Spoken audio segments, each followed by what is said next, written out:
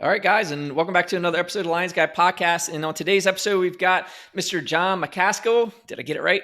Nailed it. You got it, man. Nailed it.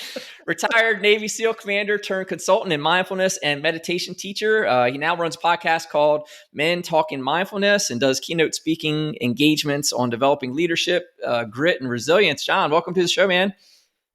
Hey, Dale. Thanks for having me, man. I'm excited to be here and excited for the conversation. Yeah, definitely. So tell us a little bit about who you are and what do you do?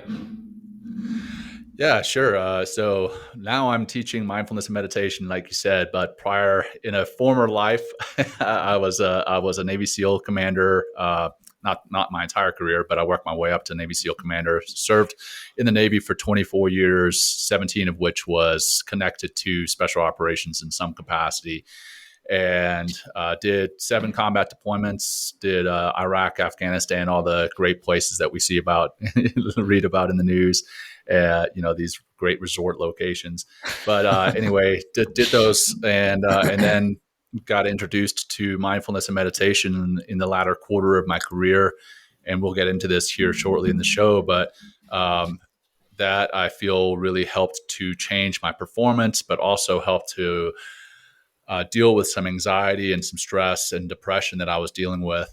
It allowed me to process that and get through it. And now I feel it's kind of an obligation of mine to pay it forward and share mindfulness and meditation with whoever will listen. That's why we have the podcast, Men Talking Mindfulness. And that's why I do it as a living, because Men Talking Mindfulness is definitely not a living, right? A podcast is a tough place to make a living, but it's definitely just a platform to share these life-changing and what I consider life-saving practices.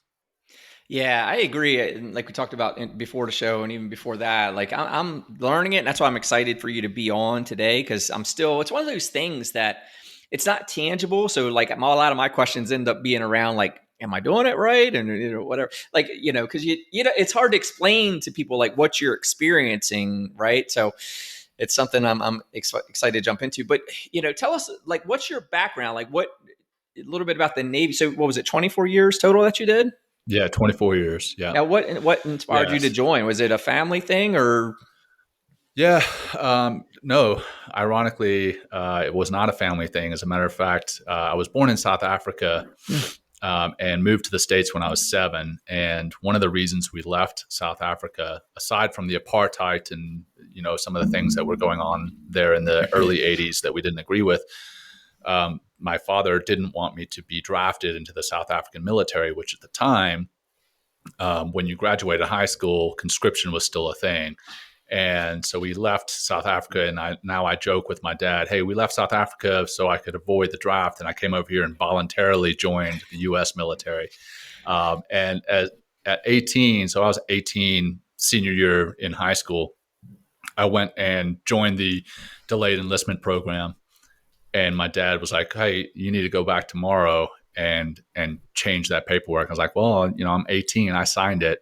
I'm joining the military. And he was upset with me making that decision on my own and just going out kind of against his will. But now he's very proud of who I became and what the military did for me. But yeah, it was definitely not a family thing, to answer that question. But where it came from was in high school, I was part of a very small, tight-knit group of runners, track and cross-country team. We did everything together, absolutely everything. I mean, to include the running, and we were very effective.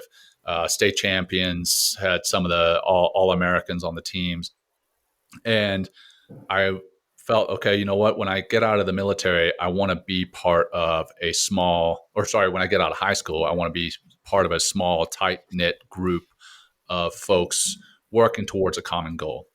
And so, the military jumped out at me. First of all, hey, we're all working towards a common goal of serving and protecting and serving the country. And that definitely appealed to me. I was raised in north central Louisiana, and I was a patriot. And so that the military appealed to me, but then the tight-knit, small group, special operations kind of bubbled to the surface. And then specifically the SEALs, because I would spend our summers lifeguarding or at the ocean And I was like, you know what, I want to be near the water and doing something in and on the water.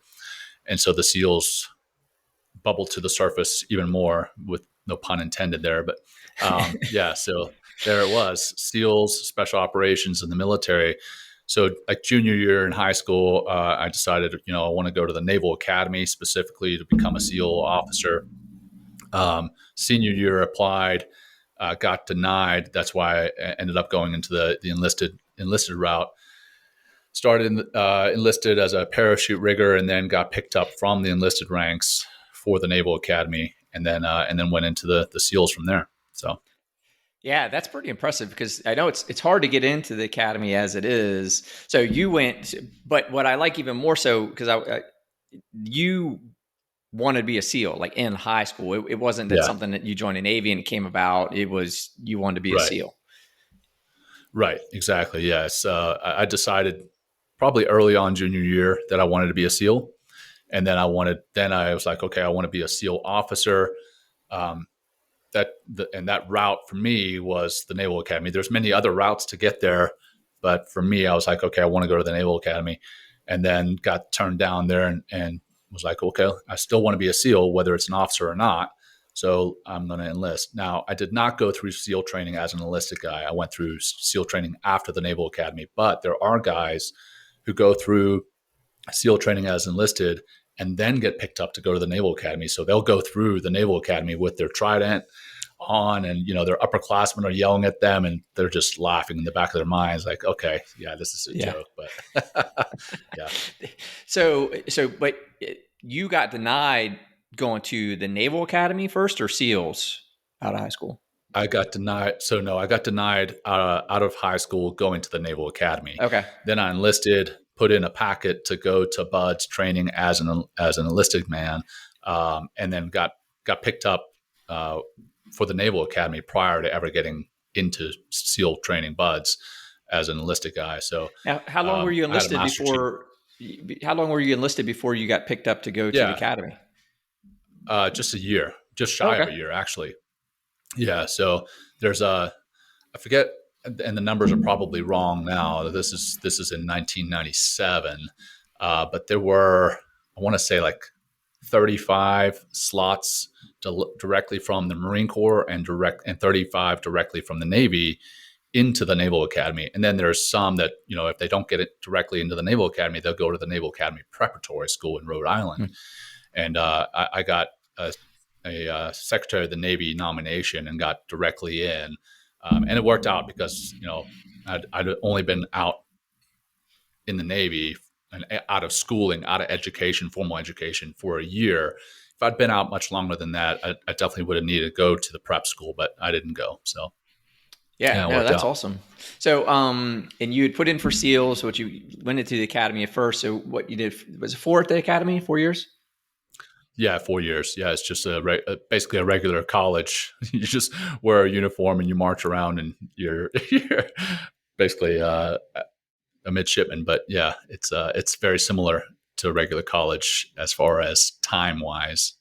Right. And with regard to the SEALs aspect of the sequence, because I know you're going to the academy for a specific job as well.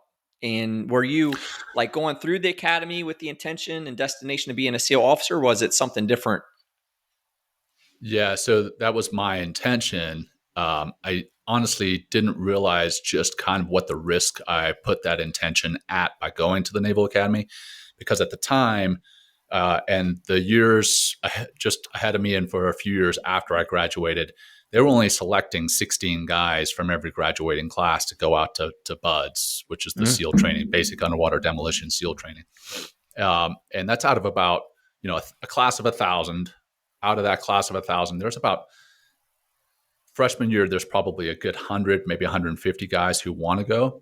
And by senior year, that's been whittled down to about 50. And to get selected, out of that 50 to be part of that 16 that actually go, it's pretty rigorous to get to be selected. So I could have gone enlisted and gone BUD/S and gone that route, which probably would have been a better chance of becoming a SEAL.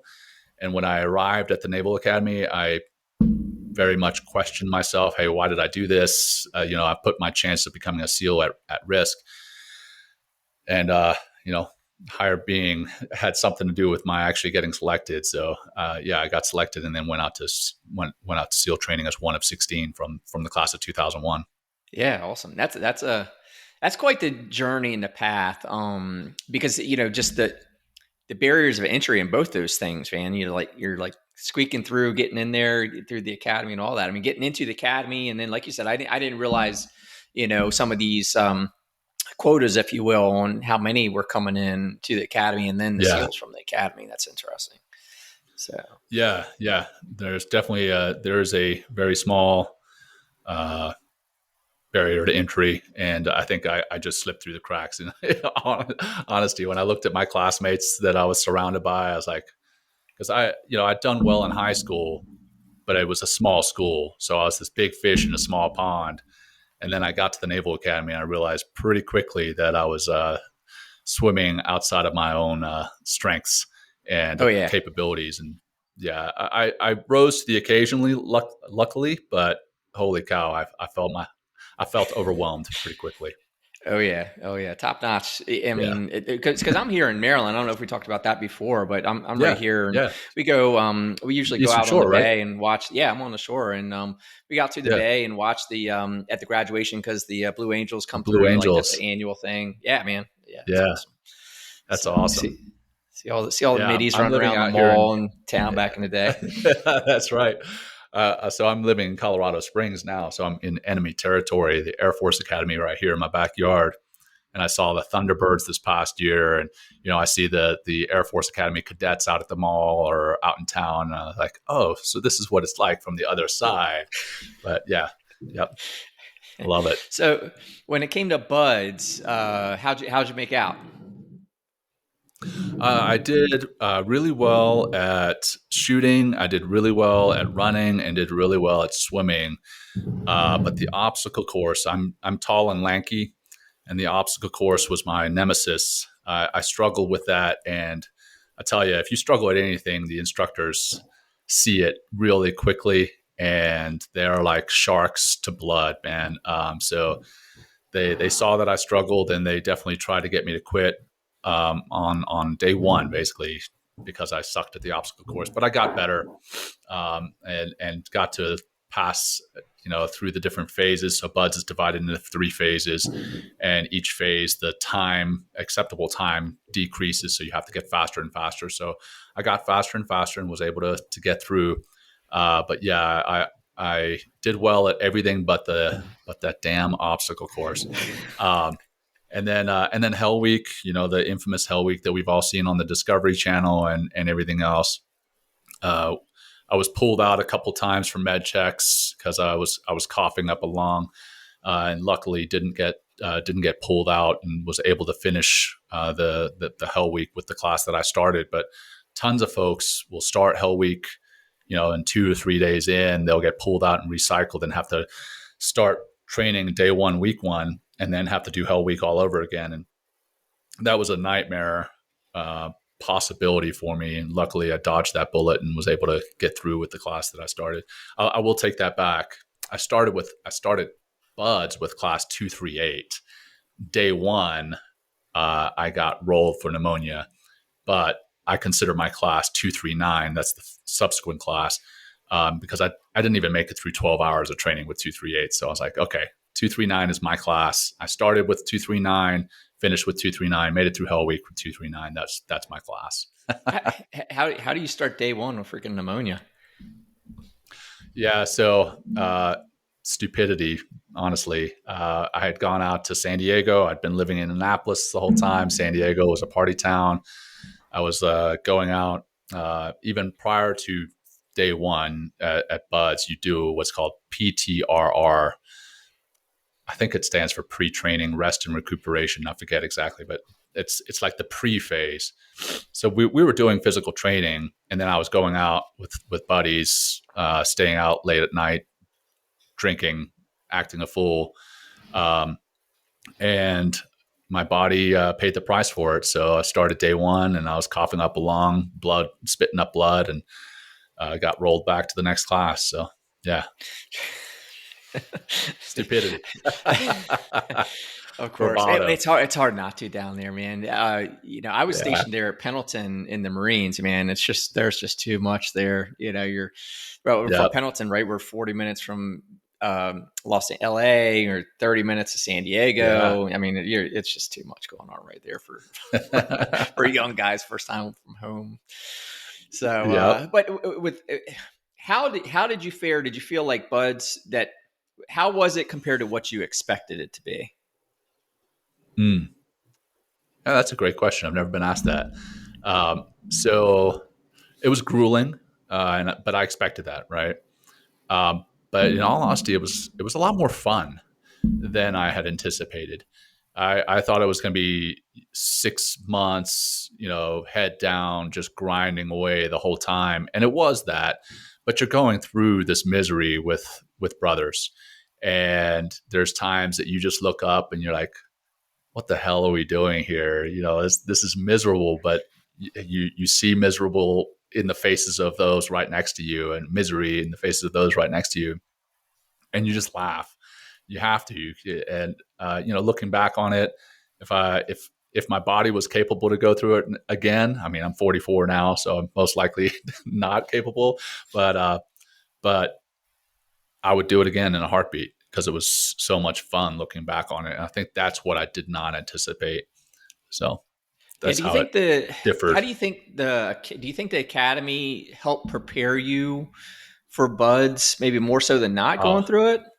100%, Yeah. 100%. So the Naval Academy guys that go to buds, they have a leg up, and that's not me just being biased saying, hey, I'm Naval Academy, so all the Naval Academy guys are great, because we're not. I fully admit we're not all great. But what the Naval Academy does is there's 3 classes ahead of you at the Naval Academy that you get to see going out to buds, and you start making contact with those guys, and you start getting all the little secrets and hacks of how to get through training, or what you need to do, what kind of workouts you need to do. And then you start bonding with your own class from the Naval Academy with the guys from that class who want to go. So, there's 16 guys. I knew all 16 of them that were going to go out there with me. And we were already brothers before day one started. Whereas some of the other officer programs that you may get selected to go to SEAL training, you may be the one and only candidate from that school or from that officer program, and never have worked out with anyone who wanted to go SEALs, never known anyone who was at buds. So you don't have all the little secrets and hacks. So the Naval Academy absolutely does prepare you for going through buds. Yeah, because and just the standards of the academy itself, right? Like it's pushing you to go to another standard, as I'm sure SEAL training does as well. It's like taking you to that next level. So, and that's kind of what made me think of that, right? Is that going through the academy in itself is just bringing you to a whole new standard, and then For to sure. roll out of that and straight to buds. I can imagine that. Yeah, in addition to Yeah, all I mean, that. it's a crucible, right, in and Yeah. of itself. Getting into the academy, getting through the academy, it sets you up physically, it sets you up mentally to go and do whatever. I mean, if you want to be a SEAL, if you want to be a Marine Corps officer, if you want to be a surface warfare officer, an aviator, you're going to have gone through some things that are going to prepare you for success. Now, prepare you for success and actually you're succeeding, those are two different things. But it sets you up to have a greater chance of succeeding, and I'm very thankful for it. I'm thankful for having gone. I'm thankful for having gotten into the Naval Academy, gone to the Naval Academy, and looking back, gone through it with some of the best men and women this country has to offer. Like, I'm still lifelong friends with many of my classmates and those who are before me and after me. And I mean, much like West Point and Air Force Academy, I hate that you're going to air this, and other academy grads are going to hear this, but the service academies do an amazing job of preparing America's future leaders for combat, and then for after their time in the service. So I do give credit to my West Point and Air Force Academy and Coast Guard Academy and Merchant Marine Academy as well. I got to give them credit as well. They're amazing institutions. Yeah, absolutely. And they just have like I said, a whole, I've met many from all those different schools, and they just have a whole, you can see it. They wear it on their sleeve. They've just got a really high standard about themselves. It's embedded in them. And and like I said, being here around the academy, and I know a few, personally that have graduated, they just have a whole, prestige about them as far as how they carry themselves, what they're prepared for mentally. Right. And I guess like the thing about buds and in SEAL training is, I read a lot. Is it more psychological than physical in your mind, looking back on it? Yeah. Oh, yeah. That's hands down. I mean, there were guys that quit day one that were just physical studs. I mean, could crush anything that you threw at them physically. But you throw in some physical challenge in conjunction with being cold, in conjunction with being tired, your mind starts playing tricks on you pretty quickly, and you start convincing yourself that you can't do this. And those who get through, the common thread that I've found, and I'm certainly no scientist, and I've never done like a formal assessment on this because tons of formal studies have been done, and they have not been able to see a common thread. But what I've seen in my own anecdotal experience is the guys who show up to buds to become SEALs, those are the guys who make it. The guys who show up to buds to show up to buds, those are the guys who don't make it. Like they're the guys who want to, beat their chest and say, hey, I went to buds. I went to the hardest training in the world, or at least the U.S. military. They want to go and tell war stories about their time in Hell Week. And, that's just a stepping stone. If you can see buds as a stepping stone towards the bigger goal of becoming a SEAL, those are the ones who you see on graduation day standing right next to you. Those are the ones who make it, not the other ones. That's the common thread. And I don't know why we're still doing studies on that, but we are. Yeah. You're reminding me of Man's Search for Meaning a little bit. Like read that, Viktor Frankl. Like you remind me of Frankl. Like, yeah, the destination, like the vision of the destination as a SEAL, not that event, right? Because he goes quite into like that was the difference of survivors and not ones that saw life beyond that, not specifics, events, and timeframes within, Exactly. Exactly. Yeah. The what did you learn about yourself through the process? Man, you got some really good questions. I'm enjoying these. These are deeper than no. This is perfect because it allows for authentic answers. But these are deeper questions than what I'm used to getting asked, and I appreciate it. What I learned about myself is I'm more capable than I ever knew, than I ever thought I was. The body is more capable than the mind allows it to think it is, right? It's just like you run a marathon. If you've never run a marathon before, you can run a marathon. If you're physically able, if you have the legs and everything, you can do it. But a lot of the time your mind will convince you otherwise. But when you have no other option than to just keep going, then you can do it. Same thing with SEAL training. I found there were a lot of times, in all honesty, that I wanted to quit. I wanted to quit training. I wanted to quit on myself. But I just kind of convinced myself that just wasn't an option. It wasn't on the table. And my body just kept going. My body just kept going and kept going. And that, I believe, is a great thing to have learned about myself early on, because I've applied it throughout my life. And I still apply it, as a father when I'm exhausted and I'm running around with 3 little ones. I try the best I can. And my mind comes to a point where it's like, you know what? I'm tired. I need to lay down. I need to quit. But guess what? That's not an option. And my body keeps going. And that's I think important. That's an important lesson to have learned early on. Yeah. Now, and it's really powerful.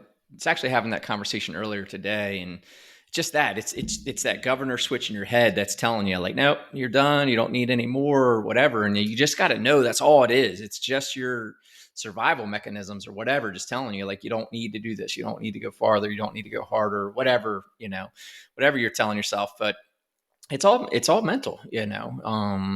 What when you so when you got out in the fleet, I'll say, like, what was life like after that? So now you're SEAL commander, now you're on with your career.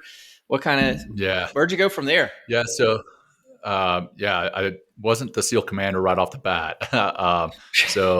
Young SEAL Lieutenant JG or ensign, and the Navy ranks are ridiculous, but ensign is equivalent to second lieutenant in the other services. And I always thought it would be so cool to be called ensign until I was called an ensign by a senior enlisted guy.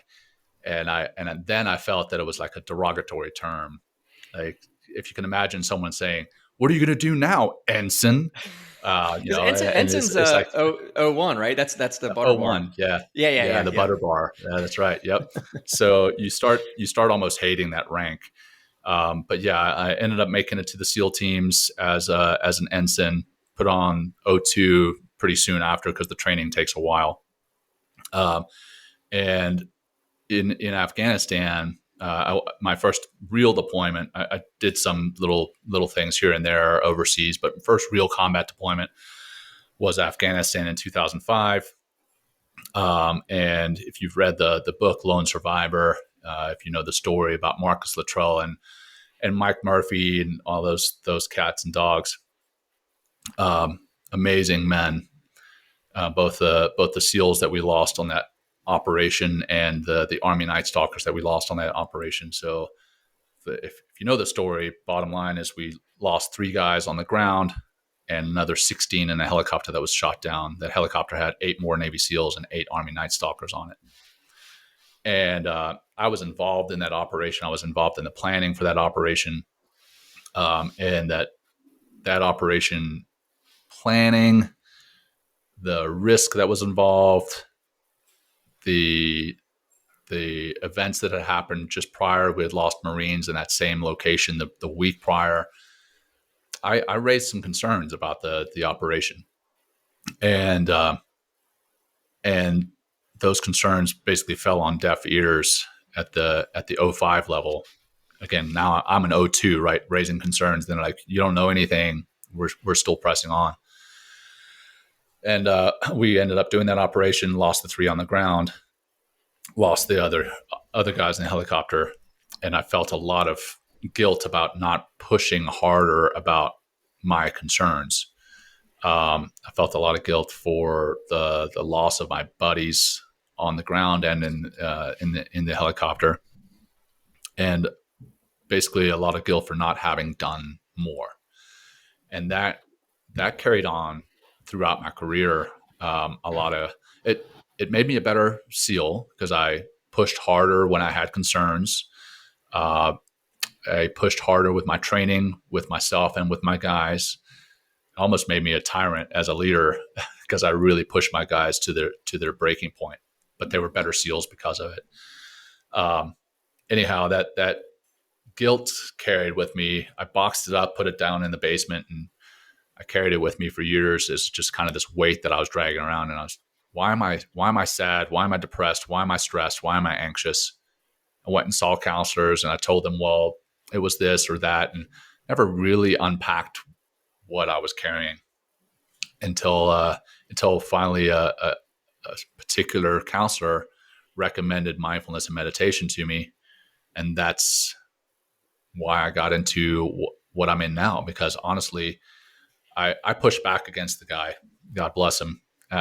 He raised it, and I laughed at him, and I told him that I had some serious stuff going on, and mindfulness and meditation was too woo woo, and it wasn't for me. And he sat me down. And he's like, "Okay, well, here's the science behind it.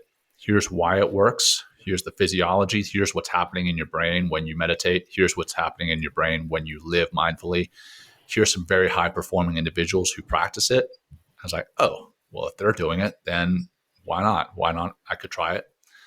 And I tried it. And it took me a while to get into it, but I tried it for about 2 months and finally had a breakthrough. I saw my performance, my mental performance enhancing. I saw mental clarity that I hadn't had in a long time. And then I saw that load that I've been carrying for a while that I hadn't truly processed. I was like, oh, this is the pack. I need to unpack this. And then I was able to go to counseling and talk through some of the stuff that I've been carrying with me for years. And now I attribute the mindfulness side, the meditation, to quite literally saving my life, because I had some dark moments there where I considered some pretty dark options, and the mindfulness and meditation truly saved me. So I may have fast forwarded there quite a bit because I know you had some other questions. No, But no, I think it's great because it's like the questions I have around that, like what were your objections to it? Because now that you're into this, what are some of the yeah, objections, and then maybe what yeah, is the science that, as you know it now, in face like so? I sure. guess we are you now. What is that? All What right. what what are we Yeah, objecting to, and what perfect. don't we know? Well, I mean, in my mind, back then when this guy recommended it to me, excuse me, when he recommended it to me, I thought, okay, meditation is for hippies, monks, and weirdos. And I don't have anything against the hippies and monks. The weirdos, maybe something, but but I was like, okay, I don't picture myself as this hippie, a monk, or weirdo. It's not for me. I envision myself as this masculine guy who can beat my chest and do 1,000 push-ups and whatever, run 1,000,000 miles. Um, and meditation was not something that I saw. One, I didn't see it falling into my daily routine, because we all kind of have our daily routines. I was like, hey, I'm setting this daily routine. I don't know where I'm going to find the time to meditate, first of all. And then second of all, it's for weirdos and it's snake oil that you're selling me. I don't believe in it. And I'll be honest, the third kind of objection that I had to it is I have religious beliefs, and I felt that meditation and mindfulness were of a particular religion. Mm. And that, again, this is me being very naive about it, right? Mm-hmm. I've since learned a ton, but I thought that it was a particular religion that was going to come in and supplant my religious beliefs. Mm-hmm. Um, which is ironic because my religious background is Christian, and in the Bible it mentions Jesus meditating regularly throughout the Bible. But yeah, so coming back to my concerns, one, the weirdos, hippies, and monks. He showed me some very high performing individuals who practice it. People who run Fortune 500 companies, right? Who make it part of their regular routine. People who are scientists who believe in and know the science behind it, and that helped me. Okay, it's not just for weirdos, hippies, and monks. It's for everyone. That changed that. Then he showed me that the science behind it. So what's happening when you meditate? A lot of the time we sit down and we have a million things on our minds. When we meditate, we focus on one thing. We focus on our breath. We focus on a mantra. We focus on a body scan. We're forcing our mind to focus. And when we do that, that allows us to be more focused more regularly. Now, that said, when we sit down to meditate for the first time, a lot of us may sit down for an hour-long meditation and make it 15 seconds in before our mind starts wandering off. And that's perfectly okay, because our mind is meant to think thoughts. Much like our heart is meant to beat, our mind is meant to think thoughts. So when we start thinking thoughts that are away from our focus, away from our anchor, we just notice that. Notice that your mind just wandered off and bring it back to the anchor, your breath, a body scan, a mantra, whatever. And as you do that over and over and over, that is physiologically rewiring your brain, causing new neural pathways to develop that are going to be more focused, more streamlined. It's also going to shrink the amygdala. The amygdala is the fight, flight, or freeze part of our brain that's responsible for defending us from threats. Now, the thing is, in this day and age, threats are text messages, threats are emails, threats are social media, threats are traffic, threats are finances, they're everywhere, but they're not truly life-ending threats, right? But our body perceives them in that way. So we're constantly living in this state of defending ourselves, in this fight, flight, or freeze state, and we're living in the red. We're living in the red. We're constantly burned out. So if we're able to shrink that amygdala, we don't want to do away with it completely. We still want to be able to defend ourselves from threats, actual threats, but we don't want to perceive everything as a threat. When you meditate, you physiologically shrink that part of your brain and thicken the lining between the amygdala and the prefrontal cortex, which is responsible for more rational thought. And that magic happens in noticing that your mind has wandered off, that and bringing it back. It's like a mental push-up that you're doing, and you're literally rewiring your brain. And when he showed me all that, I was like, okay, I can do this. And I did. I tried to jump into an hour-long meditation, and I lasted about 15 seconds. And my mind started going down my to-do list and my finances and my relationship and everything else. And I walked out of that hour-long meditation. I think I may have quit at like 45 minutes. And I walked out. I was like pissed off. I was angry. I was frustrated. I was like, well, I'm just not a person who can meditate. So I went back to that counselor a week later, and I was like, hey, man, that meditation stuff, it may work for the super highly successful folks that you listed off, and the science may be real, but I'm just not one who can meditate. And he's like, well, what did you do? And I told him what I did. And he's like, well, that's like lining up at the beginning of a marathon without ever having run a mile before. That's like getting underneath 350 pounds on the bench press without ever having lifted any weights before. What's going to happen? It's going to be ugly. Well, that's exactly what that felt like. That meditation was ugly, and I came out of it angry. So anyway, I went back and I downloaded an app, Insight Timer, which I still have on my phone today. I still use it on occasion. But I downloaded an app, and I started with some very short meditations. I started with some simple breath work. Nothing too long as far as duration, and nothing super in-depth as far as the scope, what it was going to cover. And I came out of that, 2-3 minute breath work, and I was like, okay, that I felt better after that.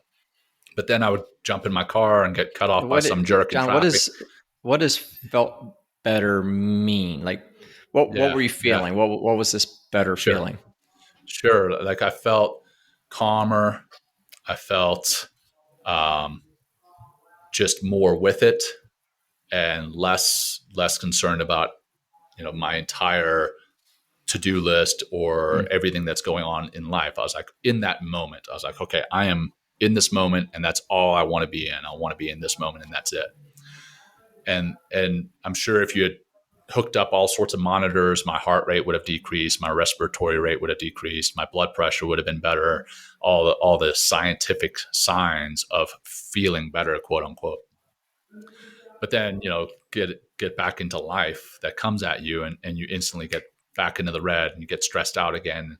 You start thinking, well, this meditation stuff is all well and good, but it doesn't, the effects don't last.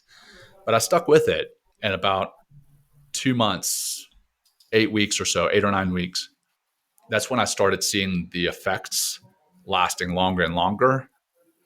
And the meditations were easier and easier to do. My mind was easier and easier to settle. And I say settle specifically because a lot of time people are like, don't you need to clear your mind completely? No, you don't. You don't need to clear your mind. It helps you settle your mind, settle your body, settle your nervous system. And that's I saw those effects lasting longer and longer to overlapping between meditations. And that's, after doing some research on it, that's the magic number, is about 8 or 9 weeks. If you do it regularly for about 8 or 9 weeks, that's when you start to see the long lasting effects of it. That's some of the science behind it. And you asked before the show, you wanted to get into the difference between mindfulness and meditation. If you're cool with it, I'd love to cover that now. Yeah, please. Yeah. So you hear a lot in mainstream media, mindfulness. You hear a lot of mindfulness and meditation. And the second is actually more accurate. So mindfulness is not meditation. Meditation is not mindfulness. Meditation is a formal practice. That's when you set aside some time, sit down, lay down, stand, whatever, but you set aside some time to do a formal practice and think about, meditate on a specific anchor. That could be your breath, that could be a mantra, that could be the body scan. Again, whatever's your choice for your anchor. Mindfulness is nothing more than being present in the here and now and paying attention without any judgment to the here and now, what it is you're experiencing physically and emotionally right here, right now. Not thinking about what you screwed up yesterday, not thinking about what you got to do later today. Like right now, I'm talking with you, Dale. I'm focused on this conversation. I'm focused on nothing else. That's living mindfully. And where the two intersect, that's mindfulness meditation. You can do a meditation that is focused on your physical sensations or on your emotions in the present moment. Mm. And mindfulness, living mindfully, is going to make meditating easier. Meditating is going to make living mindfully easier. So you're going to be in the moment more regularly if you meditate. You're going to be more present with your friends, your family, your coworkers when you meditate. So there is overlap. One begets the other, but they are not the same thing. So that's an important distinction to understand.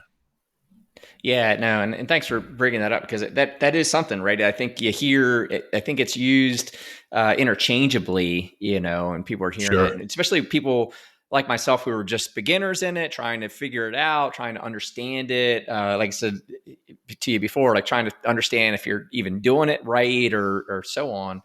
But I really appreciated how you explained even the benefit of the meditation, and you made it. You made very much the analogy like it's almost like working a muscle, that. And I was even thinking like you're kind of working like your ability to control your reactivity muscle, like you're using all the big science. I didn't go to the academy, so bear with me. I'm still just a crayon eating jarhead. But you're talking about and when you're saying the brain thing, and I was thinking water boy, like and there goes my mindfulness fall out. When it was Abdul-Gilabada or whatever he was saying.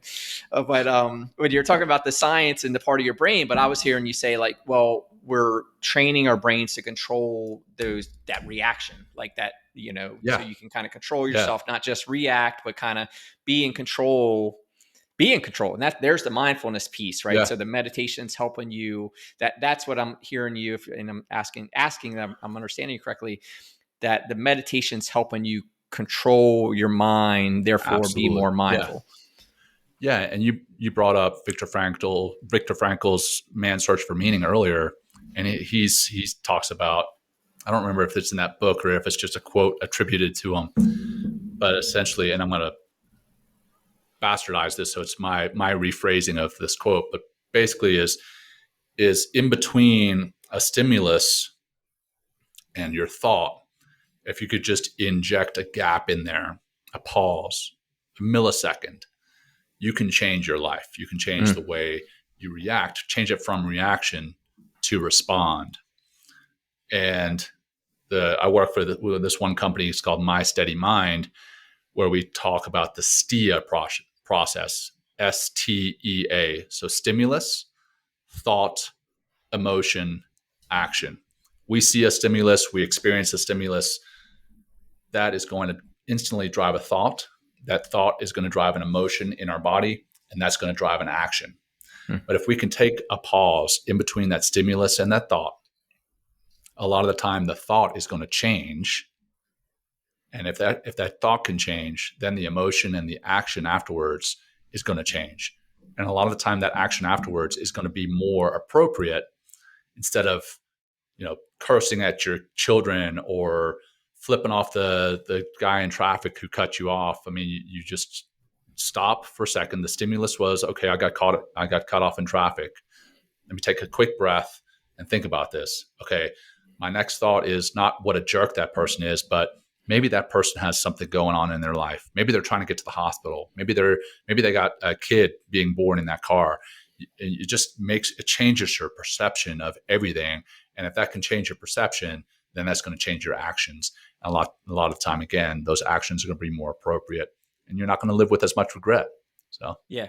I mean, and And I think that's so important in leadership, right? Because, especially coming out of the military, especially when we're young leaders, like it's just react, react, react, bark, bark, bark sometimes. I mean, at least where I came from, Right. that's what we did, man. We barked, man. And it was pure reaction. And it took me a long time, just from not, and even not through mindfulness and meditation, but just as seeing the results of that type of leadership style, that immediate Right. reaction, instead of, and I think what I attribute to was the kind of Stephen Covey's, seek first to understand, then to be understood. Like that was like reading that and really kind of burning that into the way I operated as a leader, what served for that pause, right? So hearing bad news or seeing an employee do something wrong, or some sort of event take place, like whatever,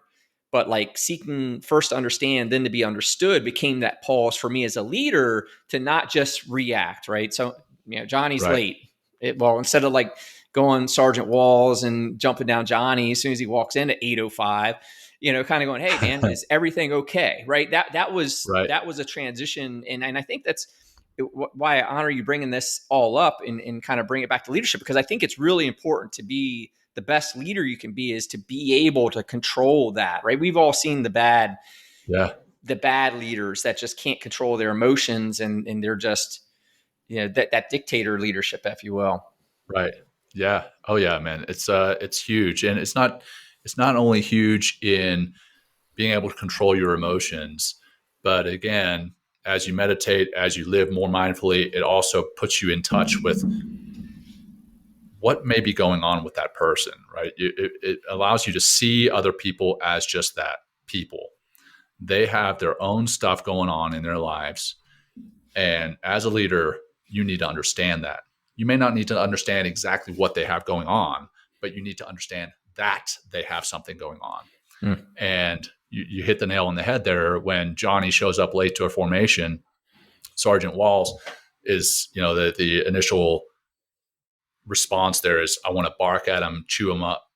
And most of the time in front of people, as they, Yeah. like, hey, a lot of leaders, like, they, as soon as they start barking at somebody, they want to bite their heads off in front of other folks, which is never quite appropriate. But then Sergeant Walls, if you were practicing mindfulness and meditation, you may see that person and understand they've got their stuff going on. Pull them aside, ask them that question. Hey, is everything all right? And then when they say, yeah, everything's all right, I just got drunk last night, then you bite their head off. But you do it in private, right? but now at least it's something is going on. So Yeah, because I mean, you brought up the regret word, right? Like that was it. I think that was a part of learning that lesson as a leadership, seeing as a leader, like reacting poorly, biting someone's head off for something that's minuscule, throwing your rank around or your title around, whatever that may be, to find out like, oh well, my mother-in-law passed away last night or whatever, yeah, like you get hit with the, like, yeah, you're an a-hole, like, just yeah, when you do, hopefully when you do that enough, you realize like you're wrong, and you got to slow down and just kind of check right, in and control yourself. And like you said, yeah, if there's something that warrants a reprimand, sure, but discover that first. Don't just jump straight there. right. Like, yeah, Right. And taking it from the other perspective, right? Being the person who has been late to a formation, or been late to work, or whatever the violation is. When I've had a leader ask me, "Hey, is everything okay?" My respect for that leader goes up infinitely. yeah, Whereas when the inverse happens, when I show up late and there's a legitimate reason, my mother-in-law died, whatever, and they bark at me first, their first inclination is to bark at me and rip my head off. I like tune out. From that point forward, I'm like, hey, this person is not a true leader. They're toxic. They don't care, right? You said dictator leadership. That's what it is. When a leader should be a servant leader. If they're a servant leader, they're not going to bite your head off without asking what's going on first. They're not going to know, or they're going to want to know rather, what's going on. And that a lot of that can come from being more mindful of your actions, being mindful of that person as a person. So, yeah. Yeah, no, I love it. The back to kind of how you got started a little bit, because I think this is where we can serve a lot of people. Like for those first few months as you were getting into it, like what was your practice of getting started? Like, and I'm talking, was it a daily thing? Was it for 5 minutes, 20 minutes? I know you mentioned like the Yeah. hour was, line up at the marathon, Right. after you just bought a brand new pair of shoes. But Right. like what was it for you to kind of get you started, or maybe that you would recommend for someone getting Yeah. into meditation? Yeah, sure. Well, what I recommend is starting simple and starting short, and then increase the frequency of your meditations.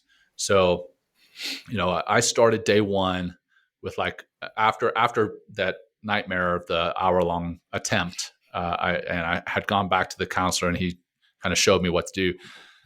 So my next day one, starting with him, I started with like some 2 minute, 3 minute meditations. And again, I felt good afterwards, quote unquote, less stressed, more in the moment. But that went away pretty quickly. So what I started doing was I started doing that 3 or 4 or 5 times a day, just some short breath work. And so that adds up and the effects are cumulative. So it's much like, hey, a lot of the time you hear people say, I don't have enough time to work out. But then you see them cruising social media all day, or, they use their breaks throughout the day to go out and do a smoke break or whatever. But if you did, let's say, if you did 15, 20 push-ups after every single Zoom call that you had throughout the day, I mean, a lot of people are on Zoom back to back to back all day, every day. If you did that every day, 15, 20 push-ups, that adds up. Eventually, you're going to get pretty strong. Same thing with a meditation is if you do short meditations throughout the day to start, you start reaping some of the benefits of a longer meditation. So what my practice looked like initially was I started doing 2 or 3 minutes a day for a while. And I was like, okay, I'm not getting enough out of that. So let me increase the frequency per day. So I ended up doing 4, 5, 6 meditations that were just short. And then I was like, okay, now I feel that I can do a 10-minute meditation. Okay, I did a 10-minute meditation and I reduced the frequency. So now I was doing 2 or 3 10-minute meditations. And eventually I got to where I can do an hour-long meditation, no problem. I don't regularly do an hour-long meditation, even to this day, but I can if I need to. My practice looks like now is I meditate for 15 minutes in the morning and then 15 minutes after lunch. And then if needed, again, I do a 5 or 10-minute meditation at night before going to bed. Now, the problem with the meditations before going to bed, a lot of the time I'm wasted from the day. I'm worn out. And if I sit down to meditate, I'm just going to pass out anyway. Or the flip side, sometimes meditations give me energy. I'll sit down for 10 or 15 minutes, meditate, and I'll come out and be like, oh, I feel refreshed. I don't need to go to sleep, which that's not what I want to have happen before I go to sleep. So some people, it works wonders for their sleep. I'm just personally, it doesn't work well for me. So I do 15 minutes in the morning and 15 minutes after lunch. And with that, I get the same cumulative effects of a 30-minute meditation. I agree. So as I've been kind of experimenting and finding it in my routine, the 15 minutes after lunch, I feel like is a good like reset. Like you kind of leave the morning behind and you're right. And I guess I wanted to ask this. So your meditation practice during this time is what? Are you just still focusing on your breath, or like, so your routine meditations now, these 2 a day, or is it just breath work, or what are you doing? Yeah, I shake it up. I mean, sometimes, sometimes I feel like I need it guided, and I've got several meditation apps on my phone. I've got Calm, I've got Insight Timer, I've got Sync Tuition, 10% Happier, and Awake. And I'll go through those if I feel like I need a guided meditation. Some days I don't want to be guided. Some days I just want to sit in quiet and I sit down in a chair. You don't have to sit in the lotus position or anything fancy, but whatever works for you. But I sit down in a chair with my back straight, not stiff, but straight, and my head unsupported. Because if I sit like in a lounging chair at 5:50 in the morning, same thing's going to happen. I'm going to pass out when I do a meditation. So anyway, I sit and I bring my attention to the physical sensations that I'm experiencing right here, right now to start. So, okay, where is the breath entering my body? Most of the time it's through my nostrils, and I can feel that. And it's just a very small area. And if I can focus on that very small area, then everything else kind of fades away into the noise. And then I may expand that. Okay, now I've done some breath work. What am I feeling in my face? What am I feeling in my shoulders, my body? So I'll do a body scan. Or maybe I just want to listen to what's going on around me. Sometimes it's nothing. And that in and of itself is noticing that there's nothing to be heard. Sometimes that's nice when you've got 3 kids yelling and screaming all day long, and you find one moment of silence. You're like, all right, I'm just going to appreciate this moment of nothing. So it varies, but the time is pretty consistent these days, right around 15 minutes twice a day. The you were mentioning when you need guided or when would you want to be guided in your case? So when we go, man, I need a guided meditation today. Yeah. I haven't really done any like scientific analysis on that, but it's just honestly how I feel. Like, do I feel like it's work? Right? Yeah. Right. You may be sitting there, and if someone looks at you from the outside, they're like, "Hey, you're just sitting there," but it is work to guide yourself through a meditation. And sometimes I just feel lazy. In all honesty, like I want to be guided instead of putting in my own work. Now, granted, even when you're guided, you're still doing work. You're getting told what to do, but it's just like in the gym when a personal trainer tells you, "Hey, I need you to lift that barbell 25 times." That personal trainer is not lifting that barbell, you are. Well, when a meditation teacher guides you through a meditation, they're not doing the meditation, you are. But it can be easier when you have someone guide you through it. And there's days that I feel lazy and I just want to be guided. I want to be coached through a meditation. And then there's other days that I don't want to listen to anyone and I just want to be by myself and be in the moment. And that's similar to the gym. And sometimes you don't want a personal trainer there with you. You just want to do your own thing. So yeah, I guess it's a similar kind of feeling. Yeah, no. Or maybe would another example be like if you're just kind of like monkey brain to the max, you're like stressed out and now you just don't want to put in the work. So you were talking about being lazy about it, but I was kind of thinking also, is it just like you're just at a limit and you just want to go be guided through it rather than put yourself through it? Yeah. Oh yeah. 100%. Yeah. 100%. When it comes to lying down or sitting up, is there any science behind what you should be doing or shouldn't be doing? Because I know you mentioned, head support, you fall asleep or whatever, but is there more to it than that? Like why you would sit up rather than lay down or have a preference?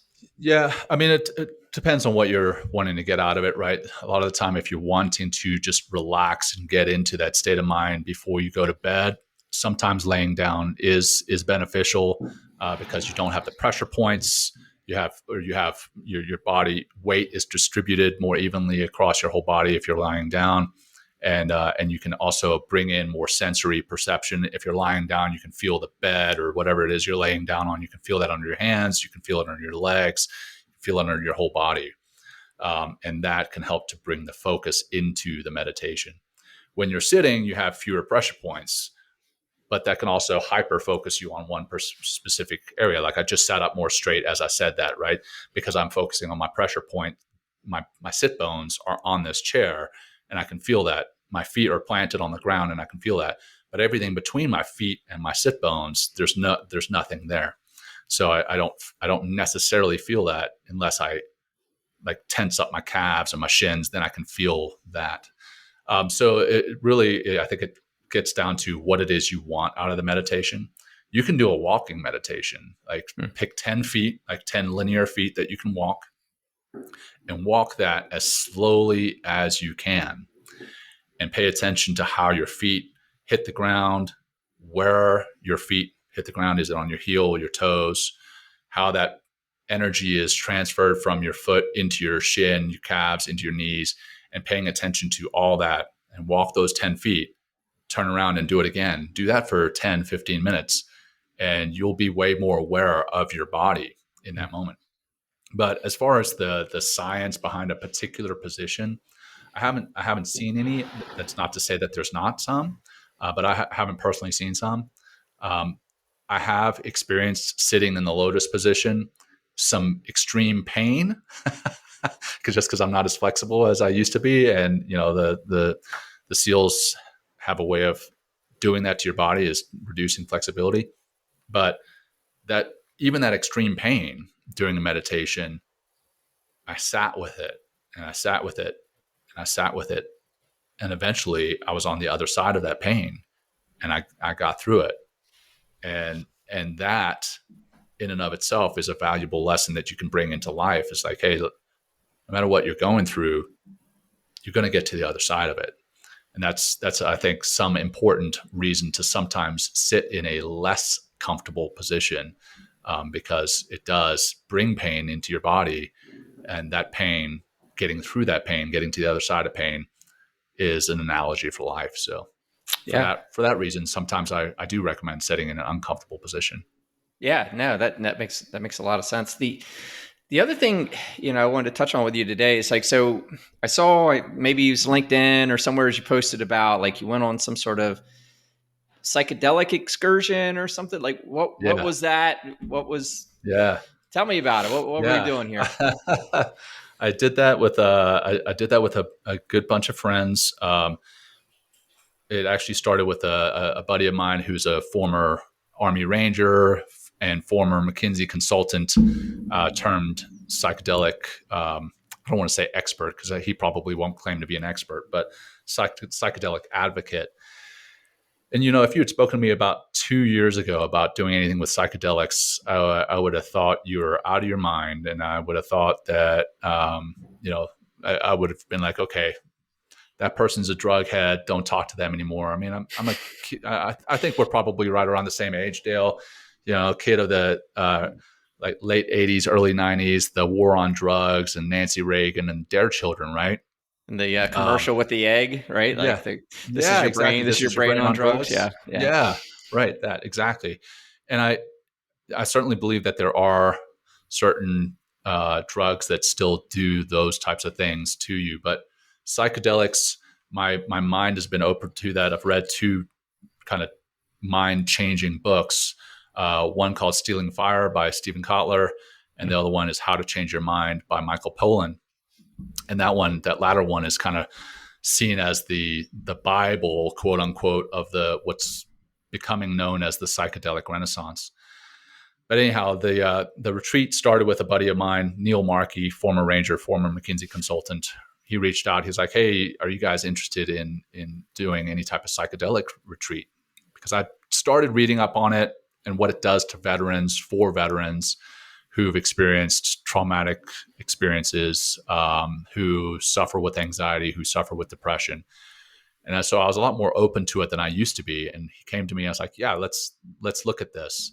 And then Will, my co-host on the Men Talking Mindfulness podcast, who is not military at all, I reached out to Will and I was like, hey, let's see if we can do this together. So Will and I traveled to Costa Rica.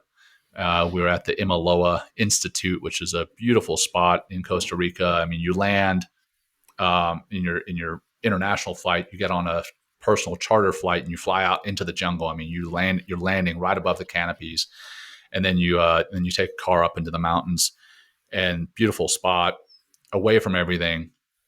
And so it was a time to focus on just being. Turned off social media for a week, turned off technology for a week. I mean, besides just checking in with my family. And then we did a lot of the retreat was meditation, hour-long meditations every morning. After the hour-long meditations, eating a beautifully prepared meal, and then doing breath work on top of the meditation.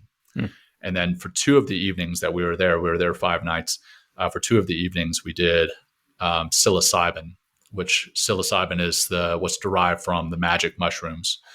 Again, if someone had told me that I was going to be doing magic mushrooms on a retreat in the middle of Costa Rica 2 years ago, I would have said you were insane. But you go in to this psychedelic ceremony, and you have an intention. What is it you want to come out of this with? And my initial one was I wanted some type of freedom, some type of peace and calm, which I've definitely found a great level of with mindfulness and meditation, but I just wanted to kind of bump it up to the next level. And the experience lasts about 6 or 7 hours, maybe a little bit longer. And you lay down on these beds with, blackout eye shades, and there's beautiful music playing. And it was a lot like you kind of see in the movies. You kind of have these visions, nothing that I could identify, but it's and a sense of euphoria. And I was like, okay, yeah, this is kind of what I expected. And then I started having like anger and frustration. And I almost felt like I was feeling multiple experiences simultaneously, this beautiful euphoria, but anger. And then I felt as though I was basically this water that was butting up against this dam. And this is just how I literally felt this, right? And then I broke through the dam, and on the other side of the dam was that peace and fulfillment that I had been searching for a while. Again, I found a good piece of it through mindfulness and meditation, but this just helped to solidify that. And it helped to solidify that what I'm doing with the mindfulness and meditation is the right thing. And then the second journey that we went on, second ceremony, the intention that I went in with was forgiveness. I want forgiveness. As far as for what, I didn't know. I just felt like I had this deep need to be forgiven for things I had done, things I hadn't done, things I'd been a part of. And about halfway through that ceremony, I felt like a blanket was put on me, and I popped up my eye things. I was like, okay, there's nobody there putting a blanket on me. I'm just feeling that. And I felt almost as though that blanket was a blanket of forgiveness. And I know that sounds super hippy dippy. So for those of you who are listening, just give it a try sometime when you get a chance. There's more to psychedelics than Woodstock and Burning Man. I'm not against Burning Man ceremony or the event, but a lot of people have this perception that psychedelics is, again, much like my perception was for mindfulness and meditation, that it's just for hippies and weirdos.